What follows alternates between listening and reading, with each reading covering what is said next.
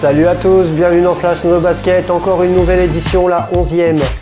On a plein de choses à voir, je pense qu'on perd pas de temps, le sommaire sera plus explicite que moi. Dans cette édition, nous allons retracer l'épopée du jeu légendaire des basketteurs NBA 2K. Les couteaux suisses sont de sortie pour ce versus, Lamar Odom face à Giannis Antetokounmpo. Le Flash Post est de retour, cette fois-ci les arrières en NBA. Et pour finir, le top 5 canon de cette édition. À la fin des années 80, les jeux de basket sur console, c'était ça.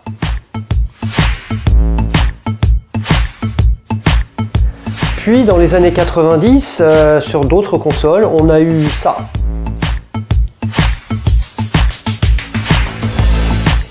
Puis, à la fin des années 90, on a découvert ça.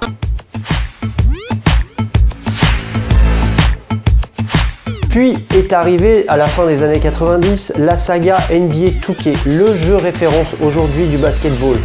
Je vous propose de redécouvrir en images toute l'épopée de cette grande franchise avec toutes les améliorations qui se sont passées durant toutes ces années. Donc profitez-en, je pense que certains vont être nostalgiques, moi le premier. Alors c'est parti, on y va et bien sûr toujours en images. NBA 2K apparaît pour la première fois en 1999. À l'époque, le champion du jeu de basketball sur console est NBA Live, mais 2K fait déjà sensation et lance le débat chez les gamers. Sorti sur PC et Dreamcast, la marque de Sega, NBA 2K se rapproche énormément de son concurrent direct. Côté graphisme, on est à la pointe de l'époque. Ouais, je sais, aujourd'hui ça pique les yeux. Côté tactique, c'est le néant, et les joueurs sont très robotiques, mais beaucoup y ont pris du plaisir.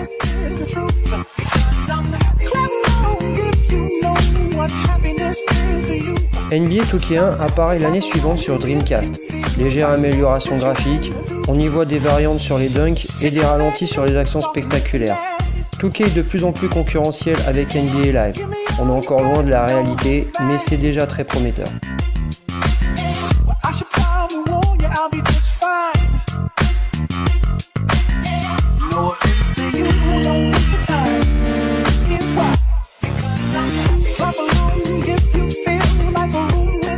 NBA 2K2 est en pleine extension. En effet, la licence se démocratise. Le troisième opus apparaît sur toutes les consoles dernière génération de l'époque, ce qui entraîne une véritable amélioration graphique. Les joueurs sont beaucoup plus maniables, mais restent encore très loin de la réalité. On peut quand même enlever les lunettes de repos et c'est déjà pas mal.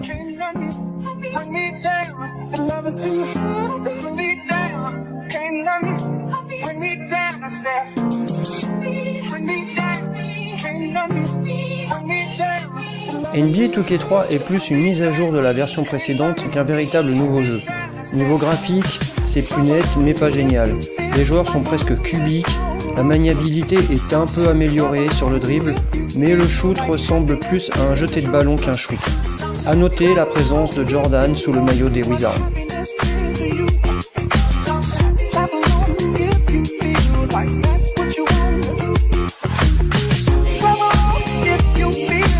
Pour l'édition suivante, le jeu change de nom et passe de NBA 2K à ESPN NBA Basketball. Ah, marketing quand tu nous tiens. À part ça, pas grand chose en évolution. Graphiquement, ouais un peu. Tactiquement, bof. Techniquement, c'est déjà beaucoup plus fluide, mais ça casse pas des briques.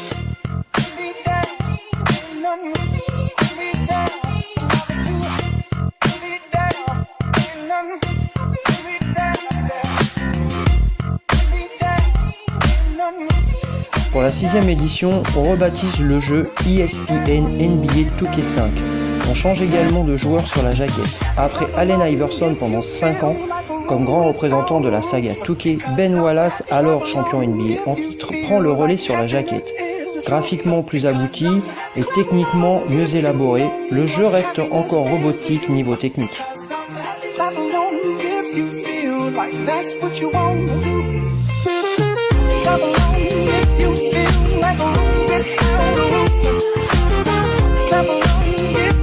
Pour NBA 2K6, ESPN disparaît, racheté par eSport dans le cadre du développement de simulations sportives. Côté jaquette, c'est Shaquille O'Neal qui apparaît. Côté graphique, beaucoup plus fluide. C'est surtout sur tactiquement et techniquement que le jeu fait un bond spectaculaire. On va vraiment commencer à jouer sérieusement.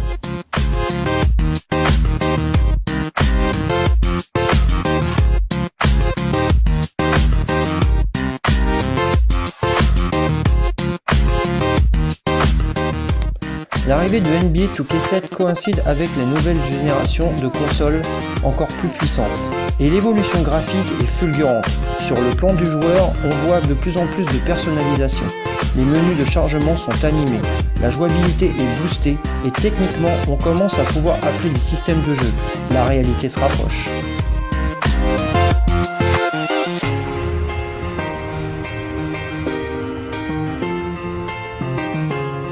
NBA 2K8 est considéré comme l'opus le plus abouti par la franchise. Côté joueur, vraiment ressemblant, bien qu'un peu cubique. Une jouabilité accrue grâce à un nouveau gameplay, un vrai bonheur. Côté jaquette, on fait appel à la nouvelle génération avec Chris Paul en vedette.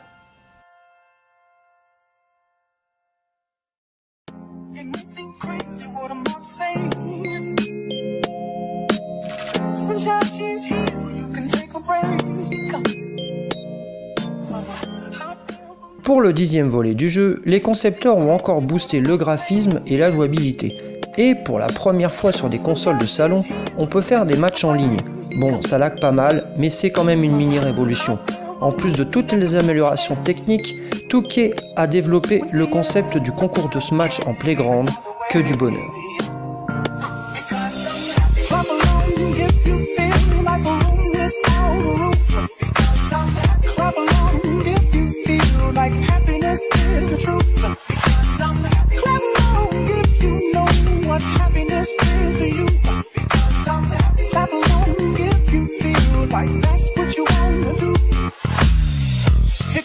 Toujours plus fort, toujours plus haut, NBA 2K10 développe un nouveau concept, le My Player.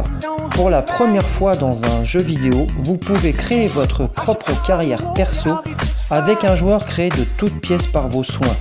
De la D-League à la NBA. Côté jaquette, Kobe Bryant vient en tête d'affiche.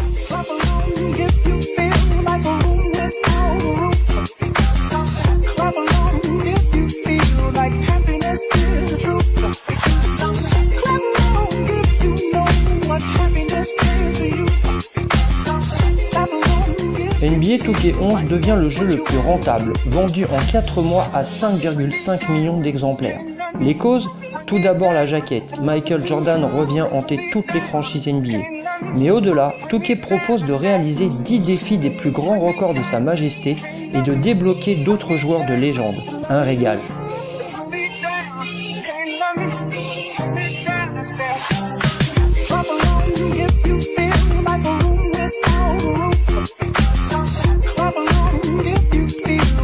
Pour NBA 2K12, la franchise va encore plus loin, déjà niveau jaquette. Oui, vous pouvez choisir 3 légendes, Michael Jordan, Magic Johnson ou Larry Bird. Mais il n'y a pas que ça. 2K propose cette fois 15 défis de légende du passé à relever pour débloquer des joueurs légendaires afin de pouvoir évoluer avec eux. Magique. La draft s'invite également à la fête et le jeu devient encore plus proche de la réalité.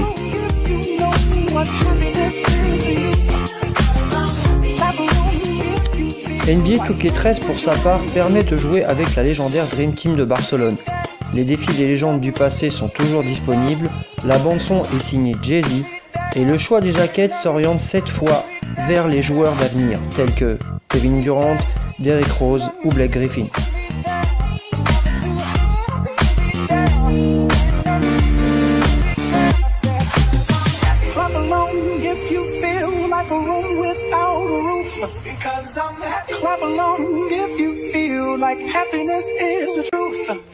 LeBron James apparaît pour la première fois sur la jaquette de NBA 2K14. Le jeu arrive sur les consoles dernière génération actuelles et le réalisme est poussé à l'extrême. Côté équipe apparaissent les 30 équipes de la Ligue, mais aussi plusieurs équipes légendaires du passé, ainsi que 14 équipes de l'Euroleague. Pour My Player, de grandes améliorations de personnalisation. Côté jeu, une révolution, une fluidité incroyable, techniquement très développée, tactiquement vous êtes mieux armé qu'un coach en NBA. Une vraie réussite. Pour la première fois dans un jeu de sport, NBA 2K15 développe le concept de dupliquer votre visage grâce à la webcam de votre console afin de rentrer dans le jeu en mode My Player. Côté jeu, on est à la pointe. Très développé sur les tactiques défensives, il est de plus en plus difficile de marquer des paniers faciles. Les experts de basket ont adoré.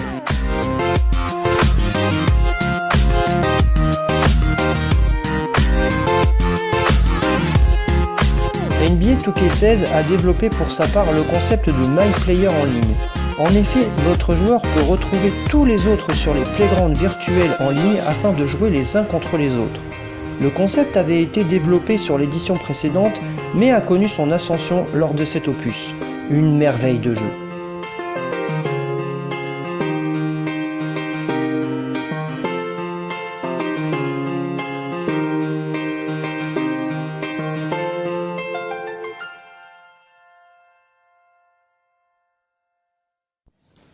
La suite, c'est NBA 2K17.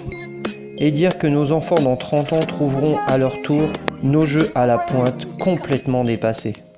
Dans le versus d'aujourd'hui, je vous propose de retrouver les couteaux suisses Lamar Odom face à Giannis Antetokounmpo.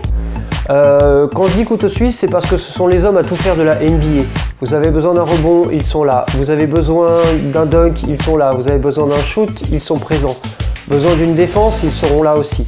Je vous propose de les découvrir ou de les redécouvrir et on en parle après. Alors c'est parti et toujours bien sûr en images.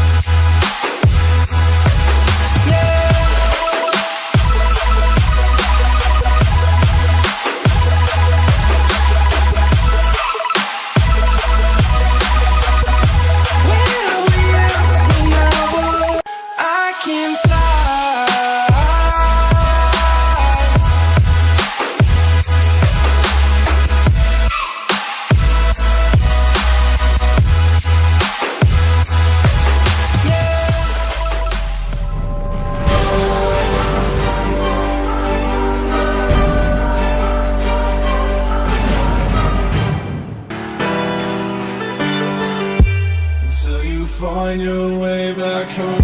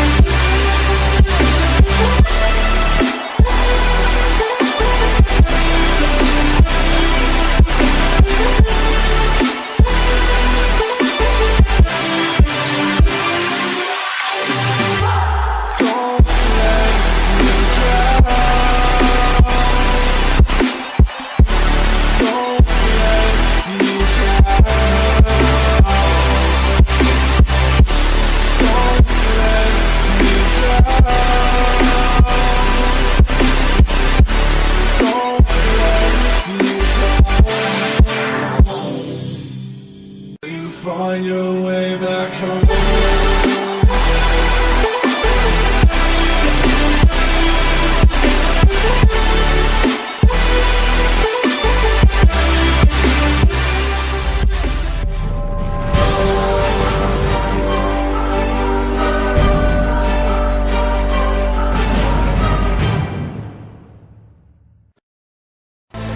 Lamar Odom, arrivé fin des années 90 en NBA, on l'a d'abord considéré comme le futur Magic Johnson, il n'en a rien été. Il a été très important dans la conquête des 2 derniers titres des Lakers à côté de Kobe Bryant et de Pau Gasol.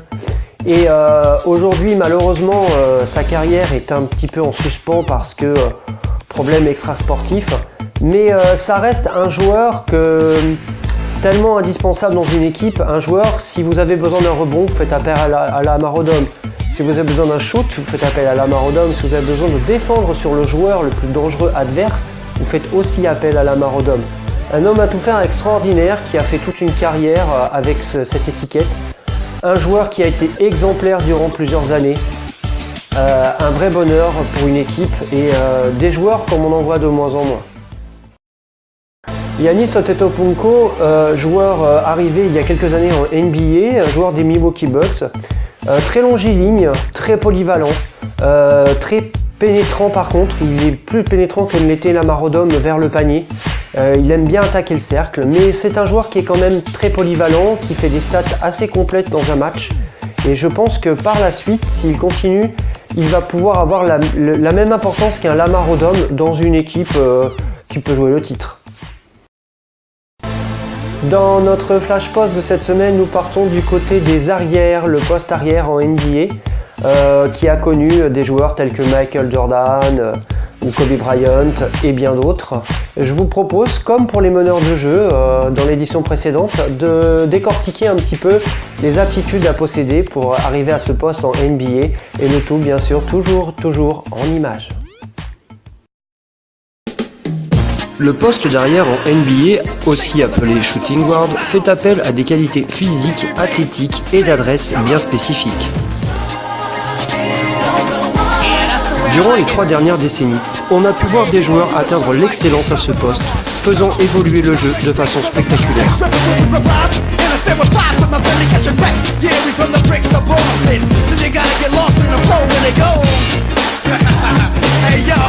Pour commencer, un arrière doit savoir défendre.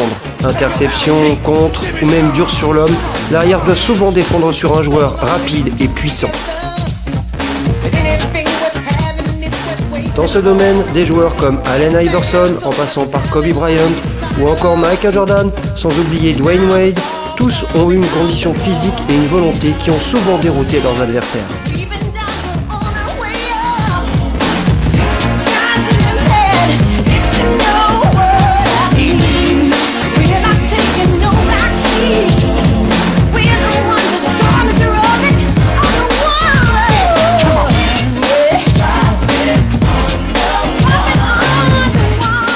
Que ce soit à 2 ou à 3 points, l'arrière doit être capable de shooter rapidement et de façon efficace, mais aussi, sur 1 ou 2 dribbles, de trouver une position de shoot.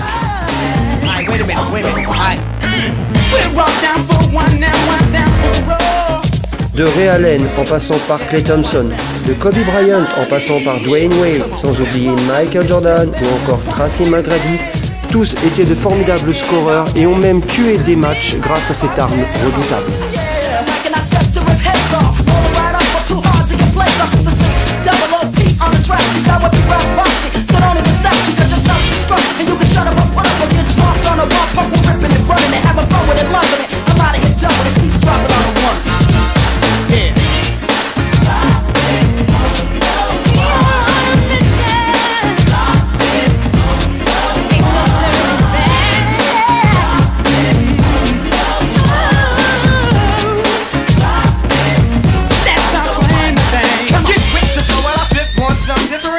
The BBB posse is on a blitz, in a mix, so with a fix, a 46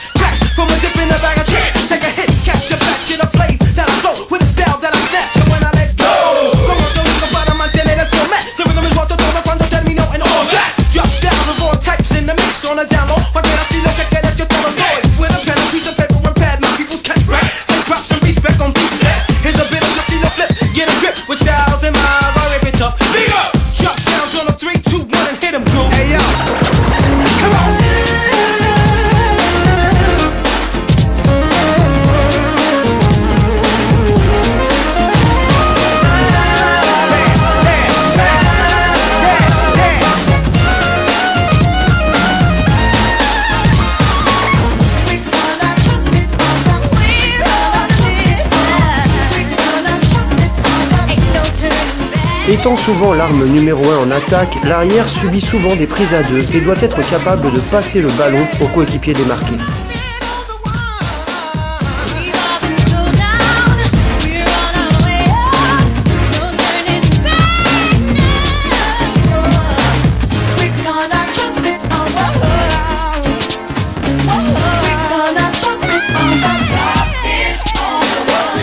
Mais une des fonctions incontournables de l'arrière au NBA est de se rapprocher du cercle pour mettre un maximum de points, et ce, malgré les défenses agressives qui les attendent. Ils doivent mettre des paniers, et peu importe la manière.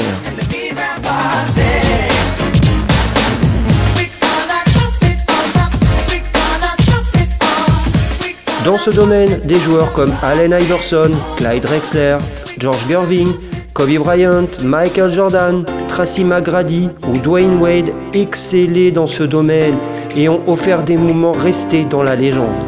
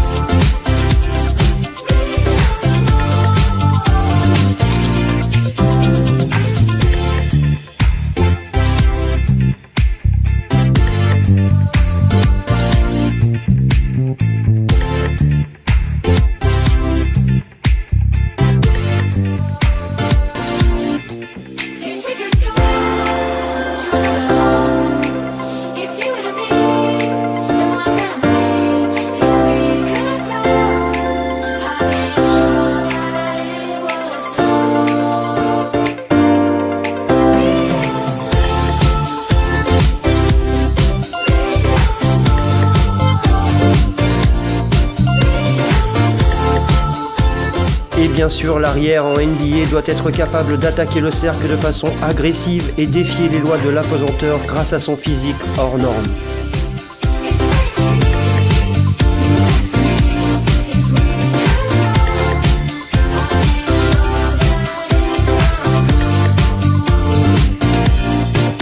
De Kobe Bryant en passant par Clyde Drexler, de Michael Jordan en passant par Dwayne Wade, sans oublier George Gervin, Allen Iverson, Tracy McGrady, tous sont des athlètes extraordinaires capables de dunker de façon spectaculaire et personne n'a jamais pu les en empêcher.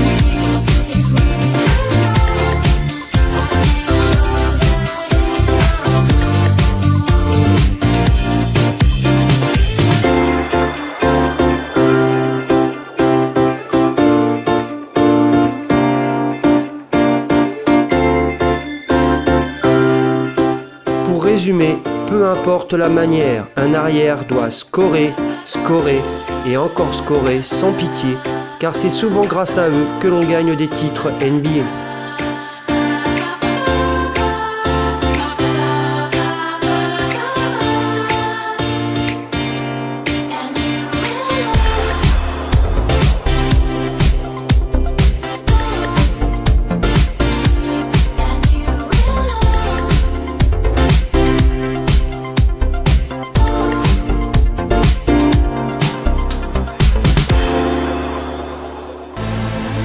Comme d'habitude, pour terminer le top 5 habituel, j'en dis pas plus, je vous laisse regarder. Allez, c'est parti.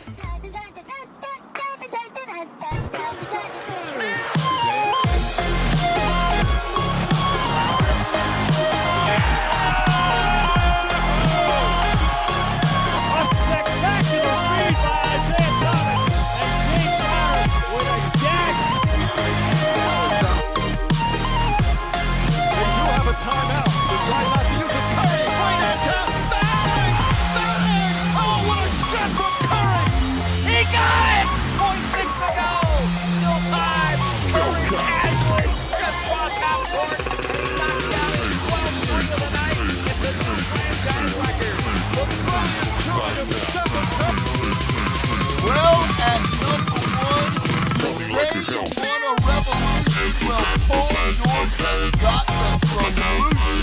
A 360 stump in a playoff game is good enough to land the Indiana Pacers at number one on the NBA.com.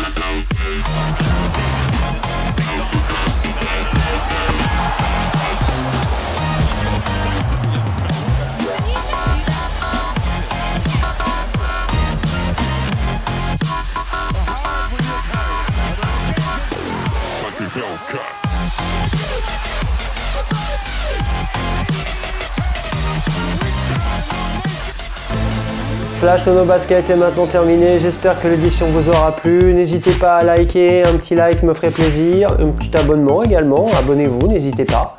Voilà, j'espère vous voir très vite pour la prochaine édition, à bientôt, allez, ciao.